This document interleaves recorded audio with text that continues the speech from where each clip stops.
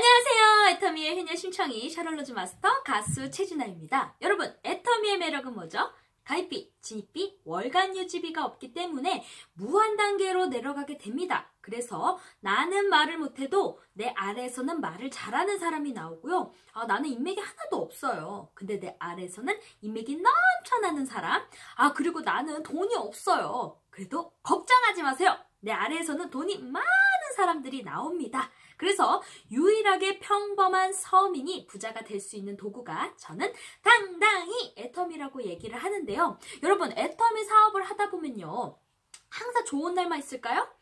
안 좋은 날도 있습니다. 그리고 항상 잘 되는 날만 있을까요? 아닙니다. 또 안 좋은 날도 있습니다. 근데 그게 애터미뿐만 아니라 모든 사업, 그리고 모든 인생이 마찬가지잖아요. 예를 들어 내가 송파에 커피숍을 차리는데 송파의 커피거리는요, 월세가 기본 다 1,000만 원이에요. 근데 요즘 다 커피거리 그 문 다 닫잖아요. 그러면 매달 1,000만 원을 유지하려면 그만큼의 사람들이 와주고 사줘야 되는데 손님이 떨어져 나가면 이 커피의 유지비의 월세는 내는데 안 들어오니까 마이너스죠. 그러면 이 사장이 어떻게 돼요? 이거를 메꿔야 되니까 대출을 하든 빌리든 그렇게 하니까 내가 어떻게 돼요? 나중에는 신용불량자가 될 수가 있습니다. 근데 애터미는 이게 가슴으로 내려오셔야 되는 게 뭐냐면 애터미는 그런 유지비가 없기 때문에 정말 되는 거거든요. 저 같은 경우도 항상 저는 이제 부모님한테 너무 감사한 게 이제 들어서 더 감사하다라고 느끼는 게 뭐냐면요. 저희 부모님이 사우나 운영을 하셨어요. 1,100평짜리 운영을 하시다가 쫄딱 망한 거예요. 그러다 보니까 20억을 까먹었어요. 그래서 집에 빨간 딱지가 붙고 집에 쫓겨나는 상황까지 왔는데 제가 그때 당시에는 너무 힘들어서 여기를 피하고 싶어서 그 피할 길이 나보다 나은 사람, 능력 있는 나의 신랑, 잘 사는 사람이랑 결혼을 했으면 좋겠다 이런 거에 이제 연애를 이제 거의 한 5년 하고 이제 결혼을 했어요.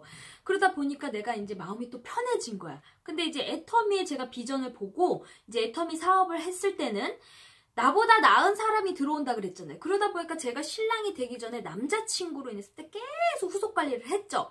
그러다 보니까 이제 신랑도 이 비전을 보고 이제 애터미 사업을 이제 자기는 안 하고 저한테 이제 자기 사업까지 하라고 시켰던 거예요. 그래서 저한테 카드와 차키를 줬어요.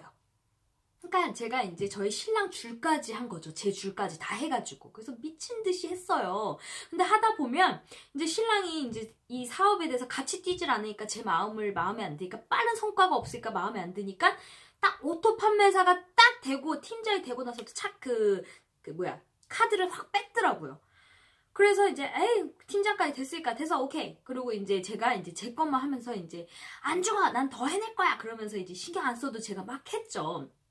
그래서 하면서 했는데 저희 신랑네는 이제 집안이 다 이제 저희 어머니도 그렇고 다 사업하는 집안이라서 저희 어머니도 기업은행을 다니셨었는데 저희 시아버님이 이제 그만두라고 하시면서 지금까지 이제 주부 생활하면서 저희 시아버님의 내조를 하시고 저희 형님들도 다 남편의 내조만 합니다. 유일하게 저만 제 고집으로 계속 저도 사업하겠다고 저도 돈 부잡한데 저 월에 1억 벌 거야 그러면서 이제 시어머니랑 시아버지 제가 이제 또라이라고 볼 수도 있어요. 그래가지고 계속 밀어붙이고 있습니다. 근데 이제 시어머니가 이제 여자는 여자다워야 되고 이제 저희 남편을 계속 내조만 하기를 원한 거예요. 그래서 부모님의 영향을 받다 보니까 저희 신랑도 계속 이제는 저한테 뭐라고 하냐면 이제 쉬어라 라고 얘기를 해요.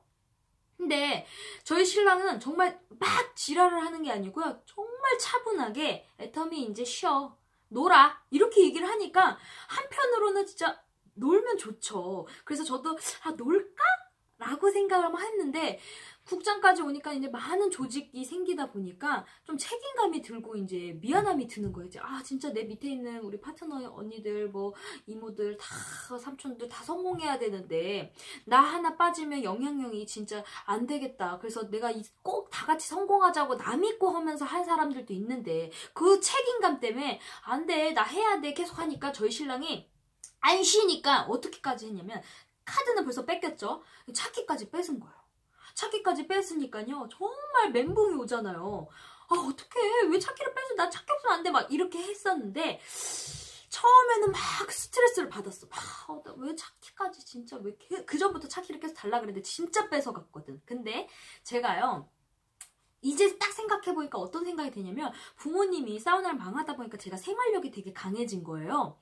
그러다 보니까 제가 악착같이 돈 모으는 게 있어서 사업에 망한 거를 봤기 때문에 우리 신랑이 계속 성장을 하고 잘 나가도 언젠가는 망할 수도 있다라는 그런 불안감, 그것 때문에 제가 계속 돈을 이제 준비를 모았던 거예요. 우리가 종잣돈, 비자금 뭐 이런 거 있죠. 근데 예전에 저희 이제 작은 아빠가 이런 일이 있었어요. 작은 아빠가 이제 사업이 뭔가 하얀길이고 힘들 때 작은 아빠 몰래 모아뒀던 돈을, 이제 그게 3천만 원이 있었는데 작은 아빠한테 딱 줬다는 거예요. 그래서 우리 마누라 최고라고 막 전혀 기대 못했던 돈이 나오니까 막 최고라고 했던 그 말이 기억이 나서 작은 엄마가 항상 돈 모아야 돼, 돈 모아야 돼, 그거를 제가 이제 들었던 거예요. 그래서 제가 통장을 쪼개면서 모으기 시작했어요. 여러분, 돈 모으는 방법을 제가 여러분들한테 좀 알려드릴게요. 어떻게 해야 되냐면, 내가 단돈 100만 원이라도요, 통장을 예를 들어 5개로 쪼갤 수가 있고요. 많으면 많을수록 좋아요, 통장은.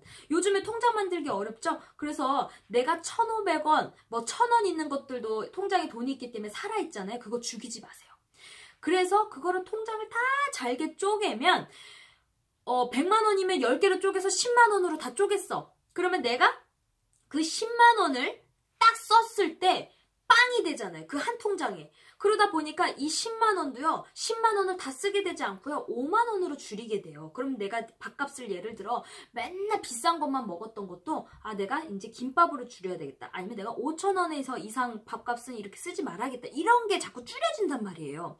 근데 제가 잘했던 건 뭐냐면 그런 부모님에 대한 그런 거를 받고 집에까지 빨간 딱지 붙여 쫓겨나는 그런 트라우마가 있기 때문에 항상 돈 모아야 되고 항상 다음 준비를 해야 되겠다는 생활력이 강해지면서 통장을 쪼개다 보니까 제가 통장이 몇 개가 됐냐? 안 쓰는 통장까지 21개가 됐어요. 요즘에 어플이 좋아져서 통합 어플 보면요. 제일금융, 제2금융, 뭐 보험금, 카드 전체적으로 볼 수 있는 게 다 나와요. 그게 이제 제가 뭐 1,500원, 뭐 1,000원 이런 것까지 다 합쳐서 21개더라고요. 근데 실제 제가 다 쪼개는 돈은 16개의 통장이 있습니다. 그래서 이렇게 하나를 통일을 해서 통장을 다 이렇게 모아놨어요. 이렇게 이게 이제 16개로 제가 다 실제 쓰고 있는 돈을 다 16개로 쪼갠 거죠.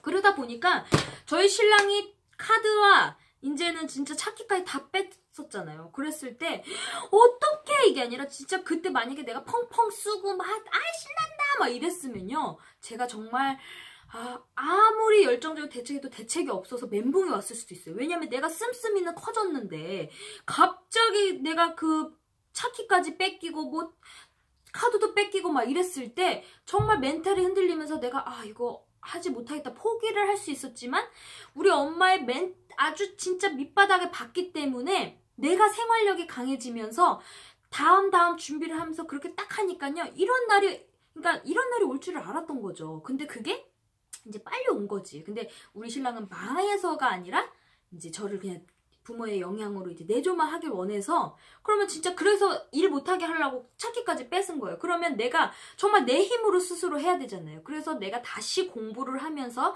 이제 내가 지출 뭐 예를 들어 보험금 좀 줄일 거 뭐 해야 될 거 다시 재정비를 하면서 그러면서 제가 또 애터미에 감사한 게 뭐냐면요.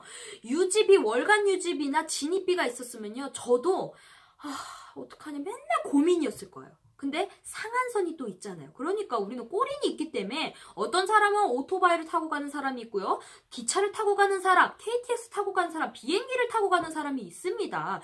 근데 결국 종점은 간다 이거죠. 그러니까 제가 지금까지는 편하게 빠른 길로 갔다 하면 지금은 이제 제가 버스를 타고 가는 거예요. 차가 2대인데 내가 처음에는 막 열받으니까 차 한 대 할부로 사야겠다 이런 생각을 했는데 사업은요, 냉정하고요. 애터미 사업은 장기전이에요. 순간적인 감정으로 내가 차를 확 뽑으면 저희 집에 차가 2대가 있는데 굳이 한 대 차를 만들어서 3대를 만들 필요는 없잖아요. 그렇게 지출 비용을 늘릴 필요가 없다는 거죠. 그래서 쓸데없는 짓이야. 그래서 이때는 어떻게 하냐.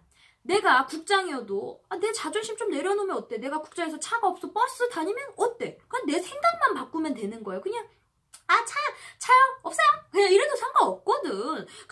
누가 나를 이상하게 봐도, 국장인데 차도 없어? 없으면 어때요? 그쵸? 그래서, 나의 상황에 맞게, 그런 거를 줄이는 거예요. 그래서, 내가 어차피 긍정적으로, 이럴 때 또, 내가 어차피 다이어트를 하려고 했는데, 야, 또 감사하다. 정말 감사하다. 다이어트 어차피 나 요즘 귀찮아서 안 했는데, 버스 타고 다니면서, 지하철 타고 다니면서 운동하면 되겠네? 우리 송혜 선생님이 갑자기 딱 생각나더라고요. 송혜 선생님이 BMW를 탄대요. 그래서 진짜 이랬는데 그 BMW가 뭐냐?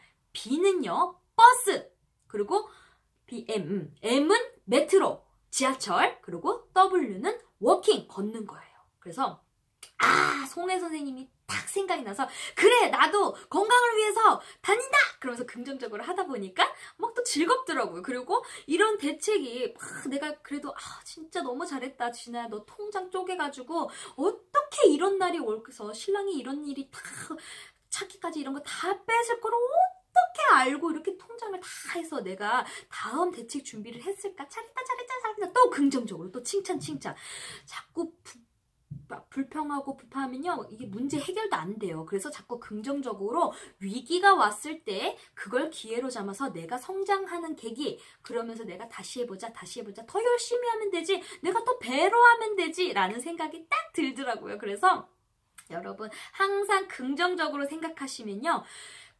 감당케 한다고 하잖아요. 저는 그 책을 이렇게 선물 받았는데 감당치 못하게, 갑자기 말이 생각 안 나네. 감당케 한다! 그래가지고 정말 감당케 한 것 같아요. 제가 딱 그런 위기가 왔었을 때 멘붕이 아니라, 정말 모든 우리 부모님 진짜 쫄딱 망했을 땐 진짜 원망스럽고 짜증나고 했을 텐데 그것도 감사하다라는 생각이 들더라고요. 그래서 여러분들 항상 감사하다는 생각, 그리고 배려, 그리고 항상 긍정적인, 그리고 자존심을 내려놓으셔야 됩니다, 여러분. 저도 다시 시작한다는 생각으로 할 거예요. 그리고 김밥, 예를 들어 내가 막 옛날에는 막 아무거나 밥값을 탁탁 샀어. 그럼 이제 김밥 먹으면 돼요. 김밥 얼마나 맛있는데요. 돈가스 김밥도 있죠. 참치김밥도 있죠. 멸치김밥도 있죠. 그래서 항상 긍정적으로 하면요. 항상 위기에서 기회로 잡을 수가 있고요. 성장할 수가 있습니다. 네, 임페리얼 마스터가 되는 그날까지 참고 기다리고 함께 하시면요. 모두 다 성공한다고 하잖아요. 저도 성공을 향해서 가고 있는 사람이고요. 지금까지 애터미의 효녀심청이었습니다. 여러분 끄시기 전에 구독과 좋아요, 알림 설정과 공유 많이 부탁드릴게요. 고맙습니다. 땡큐.